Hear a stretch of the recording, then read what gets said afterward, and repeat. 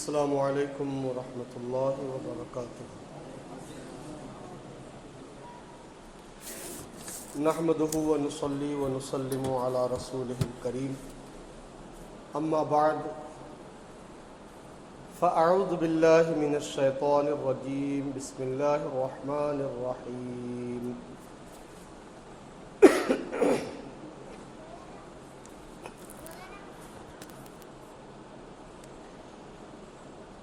وَأَصْحَابُ الشِّمَالِ مَا أَصْحَابُ الشِّمَالِ فِي سَمُومٍ وَحَمِيمٍ وَظِلَالٍ مِّن يَحْمُومٍ لَا بَارِدٍ وَلَا كَرِيمٍ صدق اللہ العظیم۔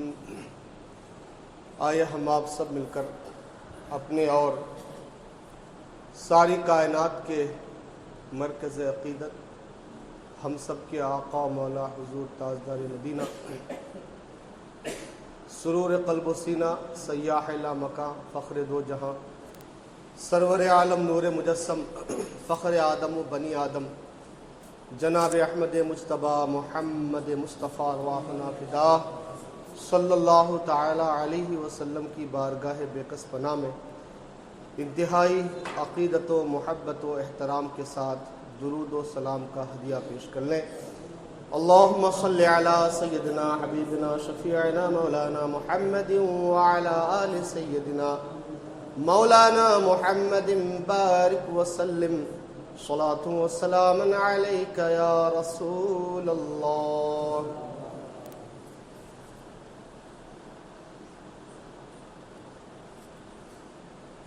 اللہ تبارک و تعالی نے اپنے نبی صلی اللہ تعالی علیہ وسلم کو بشیر و نذیر بنا کے بھیجا ہے۔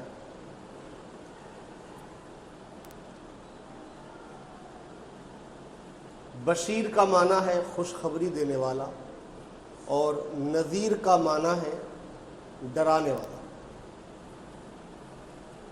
اور ہمارے حضور صلی اللہ علیہ وسلم کے ناموں میں سے یہ نام بھی ہے، بشیر اور نذیر۔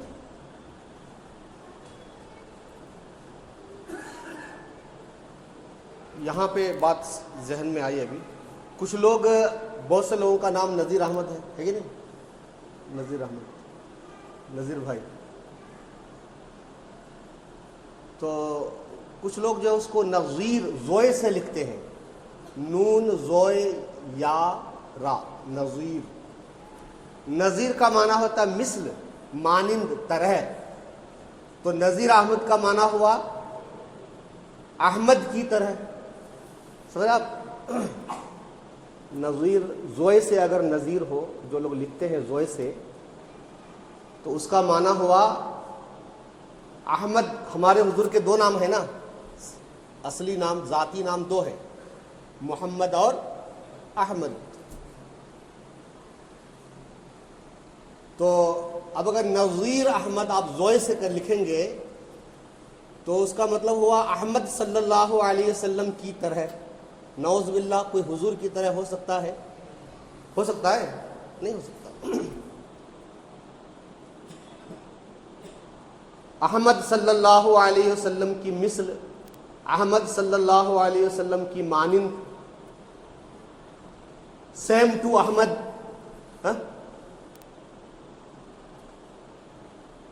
اور یہ پاسبل ہی نہیں ہے کہ کوئی حضور کی طرح ہو۔ اور جو ایسا عقیدہ رکھے وہ تو پھر اسلام سے ہی نکل جائے گا، بڑا ڈینجر معاملہ ہے۔ اس لیے میری گزارش ہے ان لوگوں سے جن کا نام نذیر احمد ہے، جب وہ لکھتے ہیں تو جو لوگ زوئے سے لکھتے ہیں نذیر احمد، وہ زوئے سے مت لکھیں، ہرگز نہ لکھیں۔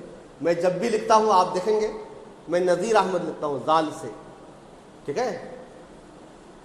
میں زال سے لکھتا ہوں، زوئے سے کبھی بھی نہیں لکھتا۔ یہ بات سمجھ میں آئی نا؟ زوئے سے نہ لکھیں، اس لیے کہ نذیر احمد کا مطلب ہوا احمد صلی اللہ علیہ وسلم کی طرح۔ احمد صلی اللہ علیہ وسلم کی مثال، اور یہ ایک معنی کسی بھی طرح سے ایک امتی کے لیے درست نہیں ہے، اس لیے مناسب ہے کہ نذیر ذال سے لکھا جائے، اور ہمارے حضور کا جو ناموں میں سے جو نام ہے وہ نذیر ہے، ذال سے ہے، زوئے سے نہیں ہے، ٹھیک ہے؟ تو نذیر احمد نہیں بلکہ نذیر احمد۔ تو حضور صلی اللہ علیہ وسلم کے ناموں میں سے ایک نام ہے نذیر اور ایک نام ہے بشیر۔ نذیر کا معنی ڈرانے والا اللہ تعالیٰ کے عذاب سے، اس کے غضب سے، اور بشیر کا معنی ہے خوشخبری دینے والا اللہ تعالیٰ کی رحمت کی، اس کی مغفرت کی۔ تو آج کا زمانہ ایسا ہو گیا ہے کہ لوگ خالی بس خوشخبری ہی سناتے ہیں، ہاں خالی بشارت ہی دیتے ہیں، یہ 2 رکعت نماز پڑھ لو تو گناہ بخش دیے جائیں گے، ہاں فلاں کام کر لو تو گناہ بخش دیے جائیں، بس خالی گناہوں کی بخشش۔ کچھ لوگ تو ایسا لگتا ہے کہ بخشش جو ہے اپنے پاس سے بانٹتے ہیں، ہاں 50,000 روپے دو تو یہ بخشش کا لے کے جاؤ۔ یا ہمارے شفیع بھائی ایک یہ بھیجے ویڈیو بھیجے جس میں ایک مولانا صاحب جو ہے وہ بخشش بانٹ رہے ہیں، ہاں اسٹیج پہ بانٹ رہے ہیں، 5,000 روپے دے مغفرت لو، ہاں فروا نہیں بانٹ رہے۔ اتنا آسان ہے بخشش پانا، اتنا آسان ہے، وہ تو رب کی مشیت پر ہے۔ ان اللہ لا یغفر ان یشرک بہ ویغفر ما دون ذلک لمن یشاء۔ اللہ تعالیٰ کفر اور شرک کو نہیں بخشے گا اور اس کے سوا جس کو چاہے بخش دے۔ مغفرت جو ہے رب کی مشیت پر ہے۔ ہم اور آپ یا کوئی مولانا صاحب یا کوئی مفتی صاحب مغفرت بانٹنے والے کون ہوتے ہیں؟ بڑے بڑے اولیاء کرام نے، بڑے بڑے پیران کرام نے مغفرت نہیں بانٹی بھائی، پروانے نہیں بانٹے، وہ تو رب کی مشیت پر ہے۔ ہاں رسول اللہ صلی اللہ علیہ وسلم شفاعت فرمائیں گے اور رب حضور کی شفاعت قبول کر کے حضور کی امت کو بے حساب جنت میں داخل کرے گا، یہ اور بات ہے۔ لیکن کوئی مولانا صاحب بانٹنے لگے، ہاں ایسا نہیں ہو سکتا، امپاسبل۔ ان چکروں سے نکل آئیے، اور جو مولانا ایسا کرتے ہیں ان کو ٹوکنے کی ضرورت ہے۔ آپ اس طرح بولنے والے کون ہوتے ہیں؟ آپ کے پاس کون سی اتھارٹی ہے؟ یہ تو یہودیوں والا کلام ہو گیا۔ یہودی لوگ کہتے تھے کہ وہ پہلے پارے میں ہی آیت کریمہ ہے کہ ہم لوگ دوزخ میں نہیں جائیں گے، اگر جائیں گے تو الا ایام معدودات، چند دنوں کے لیے۔ فرمایا قل اتخذتم عند اللہ عہدا فلن یخلف اللہ عہدہ، کیا تم نے اللہ سے کوئی عہد و پیمان لے لیا ہے؟ اللہ سے کوئی میثاق لے لیا ہے؟ اللہ سے کوئی گارنٹی لے لی ہے کہ اللہ تعالیٰ وہ اپنی گارنٹی کی، اپنے وعدے کی خلاف ورزی نہیں کرے گا؟ تمہارے پاس کوئی گارنٹی ہے ہی نہیں ہے۔ کس بیس پر کہتے ہو کہ ہم دوزخ میں نہیں جائیں گے مگر تھوڑے دنوں کے لیے؟ تو یہ کلام جو ہے مسلمانوں کا کلام نہیں ہے، یہودیوں کا کلام ہے، اور اللہ نے اس کی سخت تردید فرمائی۔ تو آج کا زمانہ ہے ایسا کہ لوگ بس خالی تھوڑے تھوڑے اعمال پر جنتیں بانٹتے ہیں، اور ہم لوگ بھی اس چیز کی ہم لوگوں کو بھی عادت ہو گئی ہے کہ ہم لوگ جو ہے ڈر والی بات سننا ہی نہیں چاہتے، ہاں خالی بس بشارت والی باتیں ہونا، یہ کام کرو تو گناہ بخش دیے جائیں گے، وہ کام کرو تو جنت ملے گی، 2 رکعت نماز پڑھ لو تو جنت کے حقدار ہو گئے، ہاں پیر صاحب کی قدم بوسی کر لو تو جنت کے حقدار ہو گئے، 4 رکعت نماز پڑھ لو رمضان شریف کے آخری ہفتے میں تو تمہارے ساری عمر کی قضا نماز معاف ہو گئے۔ نعوذ باللہ من ذالک، سراسر دھوکہ ہے۔ اس دھوکے سے نکلنے کی ضرورت ہے ہمیں، اور حقیقت کو فیس کرنے کی ضرورت ہے۔ اگر کتا بلی پر حملہ کرے اور بلی اپنی آنکھیں بند کر لے زور سے اور سوچے کہ خطرہ ٹل گیا ہے تو اس کی خام خیالی ہے نا، خام خیالی ہے، وہ خطرہ ٹلا نہیں ہے۔ ہاں وہ کبھی کبھی ہوتا ہے ویسا، لیکن عام طور سے جو ہے یہی ہوتا ہے کہ کتا جب بلی پر حملہ کرتی ہے تو بلی جب کیا کہتے ہیں کہ پھر آنکھیں بند کر کے وہ سوچتی ہے کہ کتا چلا گیا، لیکن کتا جاتا نہیں ہے۔ ہم لوگ خالی بشارت والی فضیلتیں سن کر کے یہ سوچ لیں کہ دوزخ کی آگ میں ہم نہیں جلیں گے تو یہ خام خیالی ہے۔ ہاں، دوزخ میں نہیں جلنے کے لیے کام بھی ہمیں ویسے ہی کرنا پڑے گا۔ دوزخ ایک اٹل حقیقت ہے، جیسے جنت ایک اٹل حقیقت ہے ویسے ہی دوزخ بھی ایک اٹل حقیقت ہے۔ اور اللہ نے سرکشوں کے لیے، نافرمانوں کے لیے یہ دوزخ تیار کر کے رکھا ہوا ہے۔ پچھلے جمعہ ہم نے سنا کہ انسان اور پتھر دوزخ کے ایندھن بنیں گے۔ انسان تو کافروں کے بارے میں بھائی ہے، اور پتھر سے مراد کیا ہے؟ فرمایا انکم وما تعبدون من دون اللہ حصب جہنم انتم لہا واردون۔ تم اور جن جن کی تم اللہ کے سوا عبادت کرتے ہو جہنم کا ایندھن بنو گے، سب اس میں جانے والے ہو۔ تو انسان اور پتھر سے مراد وہی جن مورتیوں کو آج یہ پوجتے ہیں، یہ مورتیاں کل دوزخ کا ایندھن بنیں گی۔ اب آتے ہیں دوزخ کی آگ کیسی ہے؟ اس سے پہلے دوزخ کی گہرائی اور اس کے بعد دوزخ کے بارے میں جو ہے اس کا ایندھن کیا ہے وہ ہم نے بیان کیا۔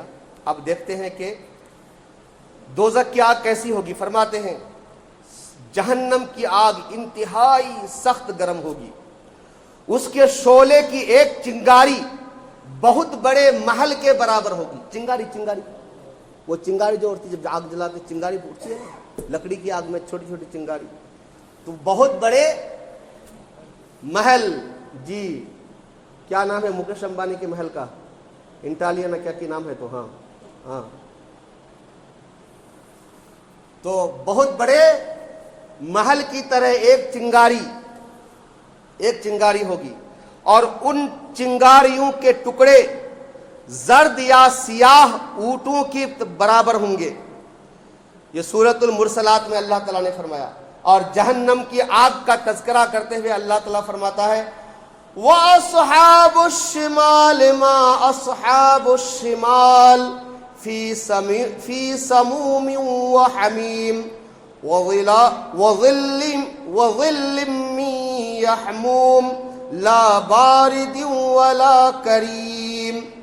اور بائیں ہاتھ والے کیا ہیں؟ بائیں ہاتھ والے وہ گرم کھولتے پانی اور سیاہ دھوئیں کے سائے میں ہوں گے، جو نہ ٹھنڈا ہوگا اور نہ ہی فرحت بخش ہوگی۔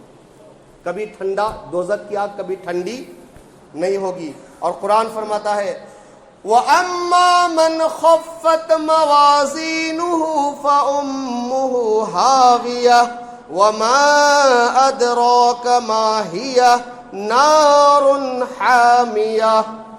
جس کے اعمال کے وزن ہلکے ہوں گے اس کا ٹھکانہ ہاویہ ہوگا، اور آپ کو کیا معلوم کہ وہ کیا ہے؟ وہ بھڑکتی ہوئی تیز اور تند آگ ہے۔ اللہ اکبر۔ یہ دوزخ کی آگ، اور رسول اللہ صلی اللہ تعالی علیہ وسلم ارشاد فرماتے ہیں یہ دوزخ کی آگ کیسی ہوگی؟ اللہ اکبر۔ حضور ارشاد فرماتے ہیں، یہ حدیث پاک کہ نارکم جزء من 70 جزءا من نار جہنم، قیل یا رسول اللہ ان کانت لکافیتا، قال فضلت علیہن ب69 جزءا کلہن مثل حرھا۔ حضور فرماتے ہیں تمہاری دنیا کی آگ جہنم کی آگ کا 70واں حصہ ہے۔ کسی چیز کے آپ 70 حصے کریں، اس میں سے ایک حصہ 70واں حصہ کہلائے گا، ٹھیک ہے؟ کسی چیز کے آپ 70 حصے کریں، وہ 69 ایک طرف رکھیے اور یہ ایک جو ہے یہ ہوا 70واں حصہ۔ حضور فرماتے ہیں تمہاری دنیا کی آگ جہنم کی آگ کا 70واں حصہ ہے۔ صحابہ کرام نے عرض کیا یا رسول اللہ کی قسم یہی آگ کافی تھی؟ یہ دنیا کی آگ ہی اتنی گرم ہے، یہی آگ کافی تھی؟ اس آگ سے 70 گنا زیادہ ہے وہ؟ تو حضور نے فرمایا وہ تو دنیا کی آگ سے 69 گنا زیادہ گرم ہے، اس کا ہر حصہ اس آگ کے برابر گرم ہے۔ ہر حصہ دنیا کی آگ کے برابر ہر حصہ، تو اب اس کو آپ 69 گنا اور کریں تو کس قدر حرارت والی، کس قدر تیز و تند ہے وہ آگ۔ اللہ اکبر۔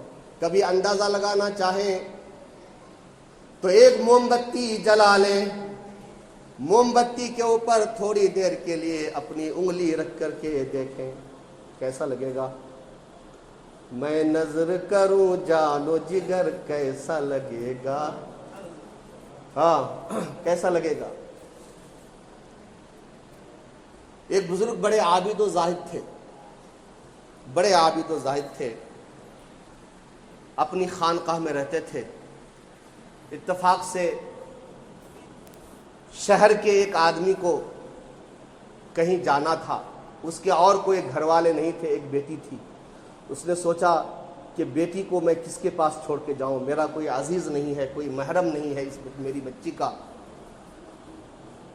اور کوئی اعتماد کا آدمی بھی نہیں ہے، کس کے گھر چھوڑ کے جاؤں۔ بہت دماغ لگایا تو وہ بزرگ ذہن میں آئے، بڑے عابد و زاہد بھی ہیں، بڑے پارسا بھی ہیں، با اعتماد بھی ہیں۔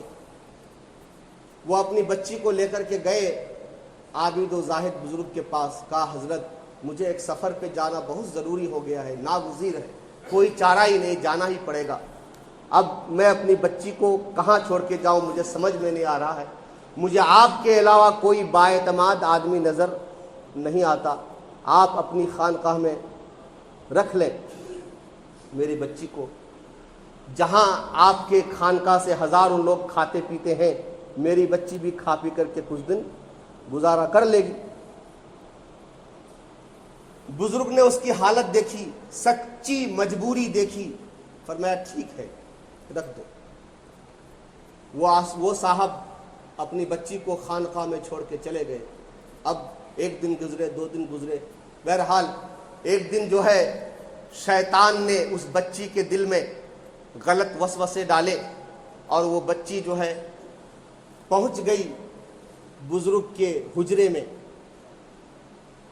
بزرگ نے بہت اس کو ہٹانا چاہا، لیکن شیطان اپنی شیطانیت پر اڑا ہوا تھا اور غلط کام کروانے پہ تلا ہوا تھا۔ ایسے عالم میں بزرگ نے جو ہے، بزرگ کا دل بھی انسان ہوتا ہے، فطرت مائل ہونے ہی والا تھا کہ انہوں نے پھٹ سے چراغ جلایا اور اپنے نفس سے مخاطب ہو کر کے کہا نفس ٹھیک ہے، پہلے میں اس دنیا کی آگ میں اپنی انگلی کو جلاتا ہوں، اگر تم نے برداشت کر لیا تو پھر دیکھا جائے، سوچیں گے۔ چنانچہ چراغ جلایا اور اپنی انگلی کو چراغ کے لو پہ رکھ دیا، کھال جلی، گوشت جلا۔ جب آگ کا اثر ہڈی تک پہنچنے لگا تو نفس چیخ پڑا، حضرت برداشت نہیں ہو سکتا۔ تو فرمایا جب یہ دنیا کی آگ برداشت نہیں ہوتی تو دوزخ کی آگ جو اس سے 69 گنا زیادہ گرم ہے اس کو تم کیسے برداشت کر سکتے ہو؟ چنانچہ کسی طرح سے بچی کو بھگایا اور اس کے بعد نماز کے لیے کھڑے ہو گئے۔ اللہ ہم سب کو اسی قسم کا جذبہ عطا فرمائے، اور ہم سب کو جب گناہ کا وقت آئے اور دل گناہوں کی طرف مائل ہونے لگے تو دوزخ کی آگ کو یاد کر کے لرز جانے کی توفیق عطا فرمائے۔ درود پاک پڑھ لیجیے، اللہم صلی اللہ سیدنا حبیبنا شفیعنا مولانا محمد وعلی آل سیدنا مولانا محمد بارک وسلم، صلاۃ و سلام علیک یا رسول اللہ۔ تو یہ دوزخ کی آگ ہے جو دنیا کی آگ سے 69 گنا زیادہ گرم ہے۔ اللہ اکبر۔ اور کیسی آگ ہے، اللہ اللہ۔ قرآن فرماتا ہے تلفح وجوہہم النار وہم فیہا کالحون، سورہ مومنون کے اندر فرمایا آگ ان کے چہرے کو چاٹ لے گی، آگ ان کے چہرے کو چاٹ لے گی، جیسے دیمک کے کیڑے لکڑی کو چاٹ لیتے ہیں، یا جیسے ٹڈیاں فصلوں کو چاٹ جاتی ہیں، کیڑے لکڑیوں کو چاٹ جاتے ہیں، آگ ان کے چہروں کو چاٹ جائے گی، ان کے جبڑے باہر نکل آئیں گے۔ جب یہ چاٹ جائے گی تو جبڑے باہر نکل آئیں گے، دکھائی پڑیں گے، اللہ اللہ۔ کنکال دیکھا ہے آپ نے؟ کنکال، ہاں۔ آگ ان کے چہروں کو چاٹ جائے گی، ان کے جبڑے نکل آئیں گے۔ ایک جگہ اللہ تعالیٰ ارشاد فرماتا ہے کلا انہا لظیٰ نزاعۃ للشویٰ، ہرگز نہیں، وہ بھڑکتی ہوئی آگ ہے، صرف آگ ہی نہیں ہے بلکہ بھڑکتی ہوئی آگ ہے جو گوشت پوست کو چاٹ جائے گی، ہائے ہائے۔ اور فرماتا ہے اللہ تعالیٰ، یہ قرآن پڑھ رہا ہوں میں، اگر عبرت نہ بھی ہو تو قرآن کی آیت سننے کا ثواب بہرحال ملے گا، کہیے سبحان اللہ۔ ہاں، اگر دل نرم ہو جائے تو کیا خوب ہے۔ ہاں، قرآن فرماتا ہے وما ادراک ما سقر لا تبقی ولا تذر لواحۃ للبشر، تم کیا جانو وہ جہنم کیا ہے، وہ جہنم کیا ہے، باقی نہ چھوڑے گی، کھال تک جلا ڈالے گی۔ اور فرماتا ہے وَيَتَجَنَّبُهَا الْأَشْقَى الَّذِي يَصْلَى النَّارَ الْكُبْرَى ثُمَّ لَا يَمُوتُ فِيهَا وَلَا يَحْيَا، نصیحت قبول کرنے سے گریز وہی کرے گا۔ جی یہ میں سنا رہا ہوں، میں نے کہا نا ہمارے حضور نذیر و بشیر بن کے تشریف لائے، بشارت دینے والے بھی بن کے تشریف لائے اور ڈرانے والے بھی بن کے تشریف لائے۔ اس لیے میں نے سوچا، اور یہ ضروری بھی ہے، خالی ایک فضیلت کے اعمال پڑھنے سے کرنے سے کام نہیں چلے گا، اللہ کا ڈر بھی ہونا۔ دوزخ کی آگ سے ڈر جاؤ، فرماتا ہے نصیحت قبول کرنے سے وہی بھاگے گا جو انتہائی بدبخت ہے، جو انتہائی بدبخت ہے وہی نصیحت قبول کرنے سے بھاگے گا، اور بڑی آگ میں جانے والا ہے جہاں نہ مرے گا نہ زندہ رہے گا، موت بھی نہیں آئے گی۔ یہاں تو ایک بار جل گئے معاملہ ختم، لیکن وہاں پہ موت بھی نہیں آئے گی۔ اور اللہ تعالیٰ ارشاد فرماتا ہے انطلقوا الى ظل ذی ثلاث شعب لا ظلیل ولا یغنی من اللہب انہا ترمی بشرر کالقصر کأنہ جمالات صفر، فرماتا ہے چلو اس دھوئیں کے سائے کی طرف جو قلعہ جیسی بڑی بڑی چنگاریاں پھینکے گی۔ میں نے بھی بتایا نا کہ اس کی چنگاریاں کیسے بڑے بڑے محلات کی طرح سے اس کی چنگاریاں ہوں گی۔ فرماتا ہے اس آگ کی طرف چلو جس کی چنگاریاں بڑے بڑے قلعوں جیسے ہوں گے، ان چنگاریوں کے ٹکڑے ایسے ہوں گے جیسے زرد رنگ کے اونٹ۔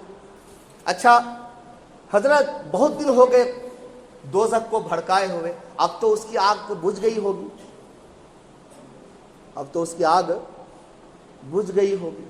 میں نے کل یا پرسوں ایک ویڈیو دیکھا، وہ کوئی سیر کرنے کے لیے گیا تھا غالباً ایران میں یا کہاں پہ، تو اس میں وہ بتا رہا تھا کہ یہ آگ جو ہے ایک پہاڑیوں میں آگ جل رہی ہے، اور تاریخ کے مطابق وہ آگ 4000 سال سے جل رہی ہے، لگاتار جل رہی ہے، کبھی بجھی نہیں۔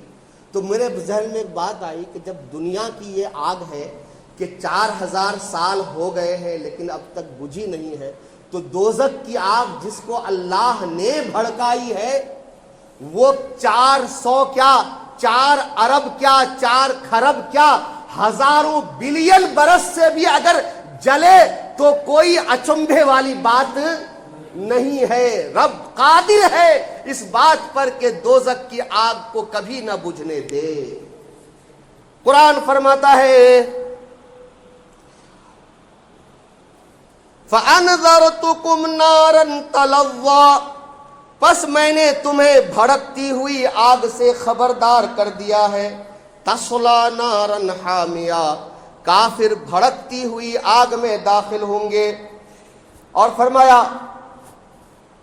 كُلَّمَا خَبَتْ زِدْنَاهُمْ سَعِيرًا، جہنم کی آگ جب بھی دھیمی ہونے لگے گی ہم اسے اور بھڑکا دیں گے.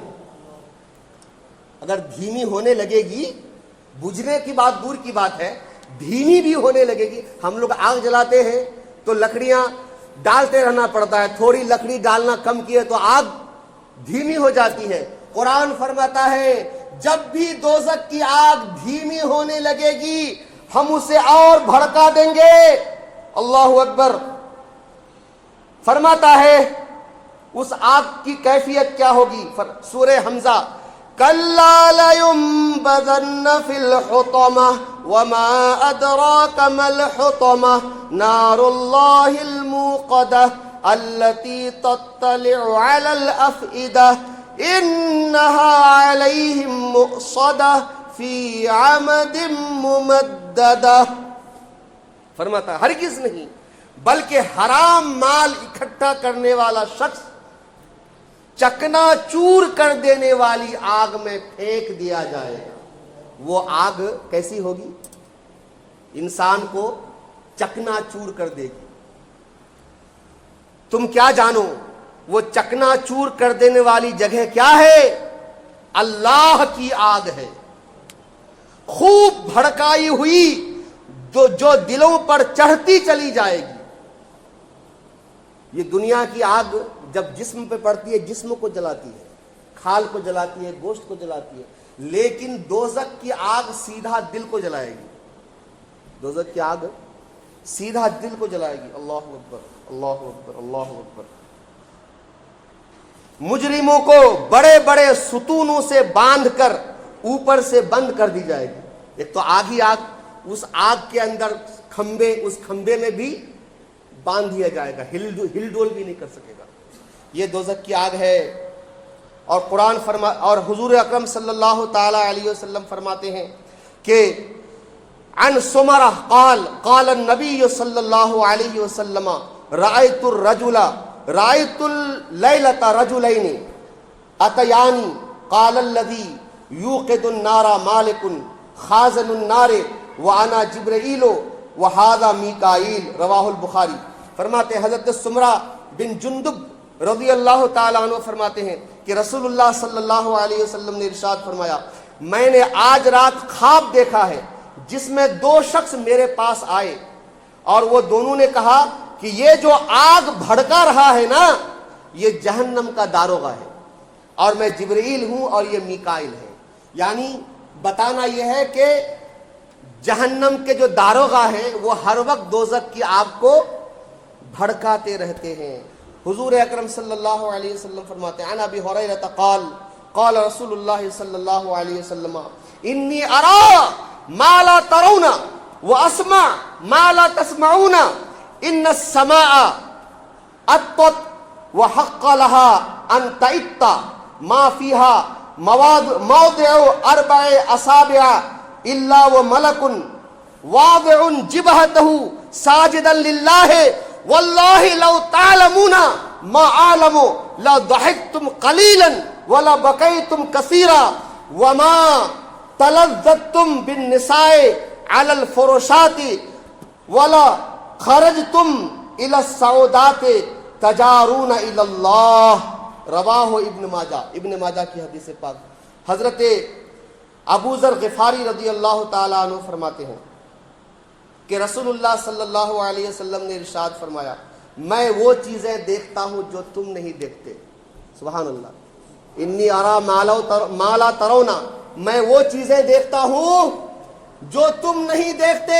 اور حضور کے دیکھنے پر ہم اور آپ کو یقین ہے کہ نہیں ہے؟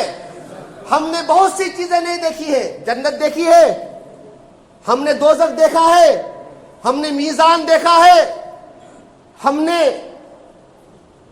قیامت کو دیکھا ہے, نہیں دیکھا. ہم نے اللہ کو نہیں دیکھا, لیکن ہمیں اس زبان پاک پر یقین ہے. وَمَا يَنْطِقُ عَنِ الْهَوَىٰ إِنْ هُوَ إِلَّا وَحْيٌ يُوحَىٰ. یہ محبوب ہمارے اپنی طرف سے کچھ نہیں کہتے, وہی کہتے ہیں جو ہم انہیں وحی کرتے ہیں.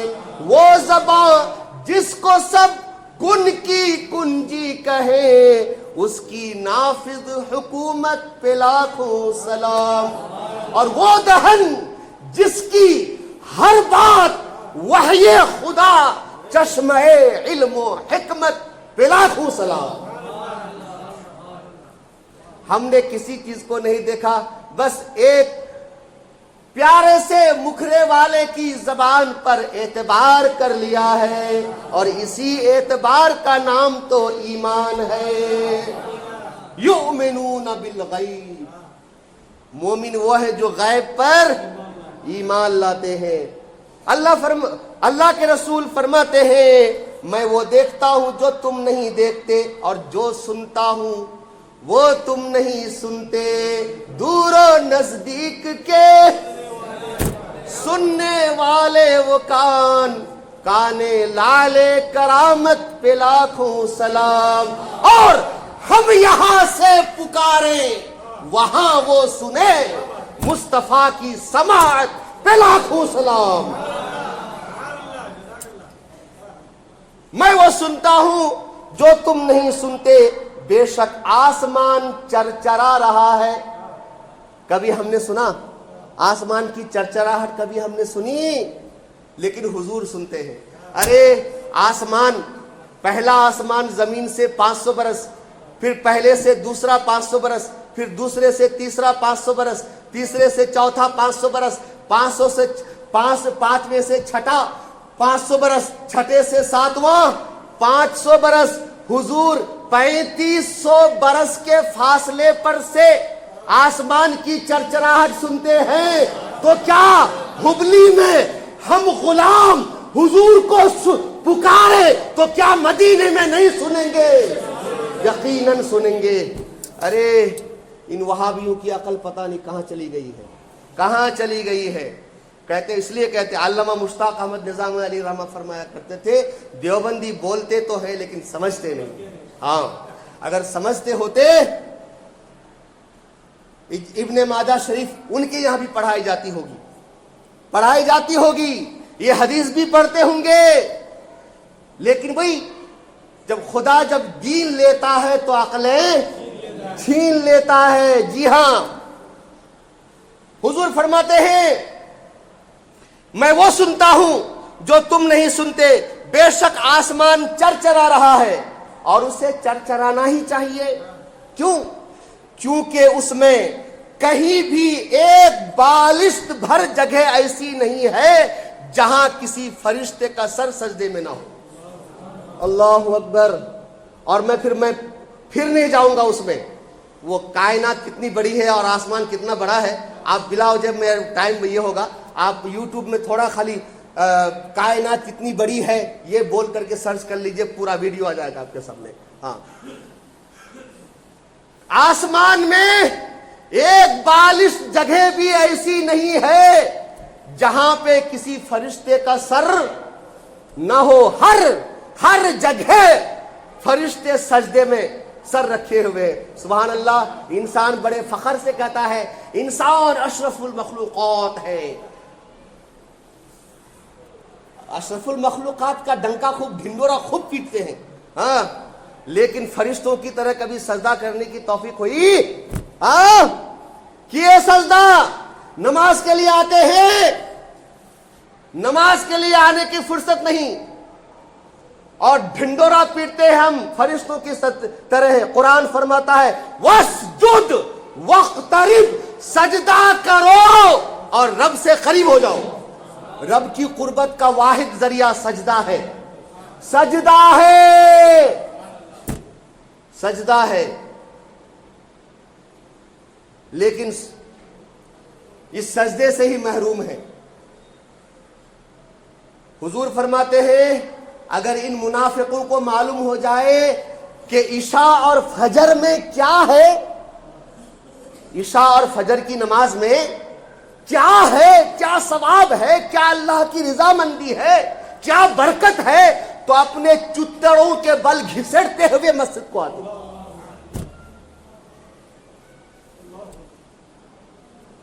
افسوس افسوس، جن باتوں کو حضور نے منافقوں کے بارے میں فرمایا تھا، آج ہم مسلمان، سچے مسلمان، سنی مسلمان ان باتوں کو اپنائے ہوئے ہیں۔ حضرات، میں یہ ٹاپک پھر عرض کروں گا۔ ایک حدیث پاک میں سناؤں آپ کو، میں نے کل ہی اپنے بچوں کو پڑھایا یہ حدیث پاک، اور میں سمجھتا ہوں کہ آج جب بات آئی ہے تو میں آپ کو بھی یہ حدیث پاک سناؤں۔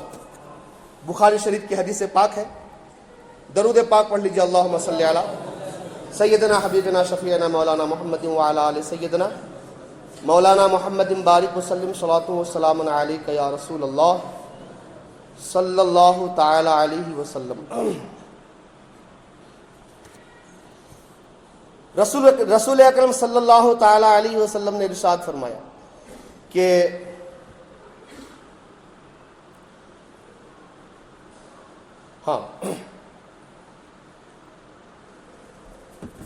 اللہ تبارک و تعالی نے 60 کی عمر جس کو عطا فرمائی، وہ حدیث مجھے اس وقت نہیں مل رہی ہے، ورنہ میں آپ کو پوری حدیث کا متن سناتا۔ بہرحال وہ حدیث پاک اس طرح سے ہے، ہاں جی، مل گیا ہاں۔ حدثنی عبد السلام، یہ کتاب، یہ بخاری شریف کتاب الرقاق حدیث نمبر 6419 فرماتے ہیں امام بخاری، حدثنی عبد السلام ابن مطہر حدثنا عمر ابن علی عن معن ابن محمد الغفاری عن سعید ابن ابی سعید المقبری عن ابی ہریرہ عن النبی صلی اللہ علیہ وسلم قال اعذر اللہ الى امرئ اخر اجلہ حتی بلغہ 60 سنہ۔ حدیث سے پاک سنایا، سبحان اللہ تو کہہ دیجئے، ہاں، اب نہیں کہیں گے تو کب کہیں گے؟ بندہ جب سبحان اللہ کہتا ہے زمین و آسمان کی فضا ثواب سے بھر جاتی ہے۔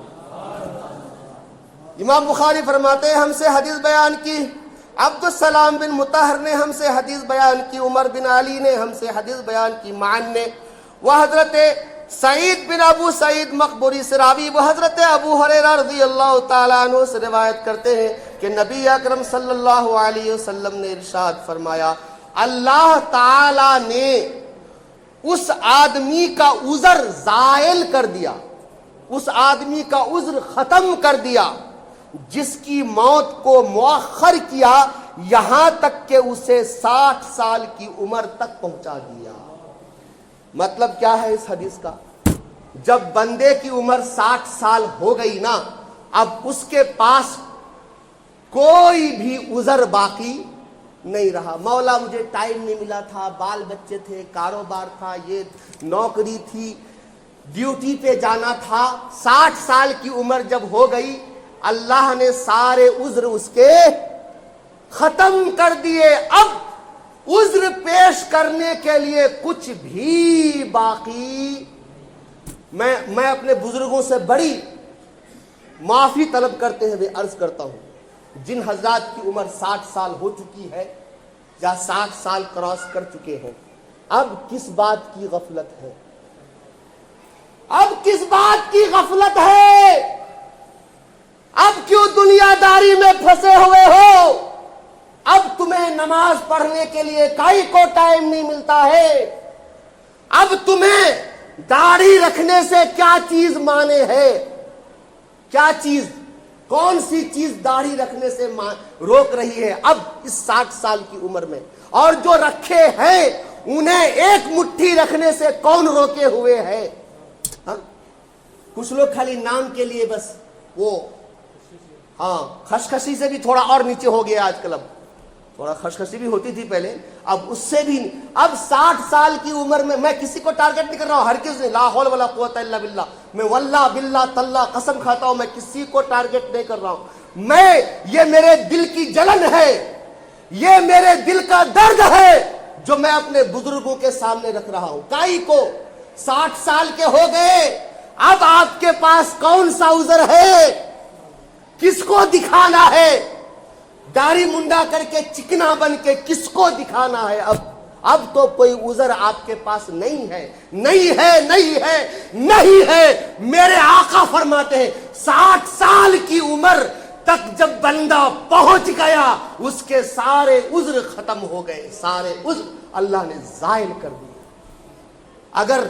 اگر یہ حدیث دل کو لگے, آپ کے دل کو اگر یہ حدیث چھو جائے, بخاری کی حدیث جس کی صحت پر ساری امت کا اتفاق ہے, اگر دل کو چھو جائے یہ حدیث, تو آج ہی سے, یہ جمعہ کا دن ہے, آج جمعہ کی نماز میں توبہ کر لیجئے, داڑھی رکھیے, نمازوں کی پابندی کریے. پتہ نہیں کس وقت موت آ جائے اور ہم جو ہے پھر ایسے عالم میں رب کی بارگاہ میں نہ جائیں کہ ہمیں شرمندہ ہونا پڑے. اگر تھوڑی سی عقل, تھوڑا سا دماغ, تھوڑی سی اچھی سوچ ہے آپ کے اندر باقی ہے, ضمیر نہیں مرا ہے, ایمان زندہ ہے, تو اس 60 سال کی عمر تک پہنچنے والے میرے تمام بزرگ ایک لمحے کے لیے سوچیں, توبہ کریں, اور گھر میں نماز پڑھنے کے بجائے مسجد میں آ کے پڑھیں. اس لیے کہ اس میں وہ چیز ہے کہ اگر چتر کے بر آنا پڑتا تو بھی آتے. اگر آپ کو کھڑے ہو کے نہیں پڑھا جا رہا ہے, بیٹھ کے پڑھیے نا. شریعت نے فیسلٹی دی ہے ہم اور آپ کو, لیکن اس میں بھی جہاں تک ہو سکے کرسی کے بجائے زمین پر بیٹھیے. اگر کرسی, میں کسی کے لیے نہیں, بس ایک مسئلہ, قرآن فرماتا ہے وَاسْجُدْ وَاقْتَرِبْ, سجدہ کرو, رب سے قریب ہو جاؤ. اور حضور فرماتے ہیں بندہ اپنے رب سے سب سے زیادہ قریب سجدے کی حالت میں ہوتا ہے. تو اگر آپ بیٹھ کے, کرسی کے بجائے زمین پہ بیٹھ کے اگر آپ سجدہ کر سکتے ہو تو اس سے محروم مت ہوئیے, اس سے محروم مت ہوئیے. یہ تو قرب کا ذریعہ ہے بھائی. کاش میری یہ باتیں آپ کے میرے دل کو چھو جائے اور ہم سب کو اللہ عمل پیرا بنا دے. رب کریم مجھے آپ کو تمام مسلمانوں کو عمل کی توفیق عطا فرمائے. انشاءاللہ اگلے جمعہ دوزخ میں کیا کیا خوراک دیا جائے گا کھانے کو, اس بارے میں بات ہوگی. یہ ایک خاتون آئی ہوئی ہے,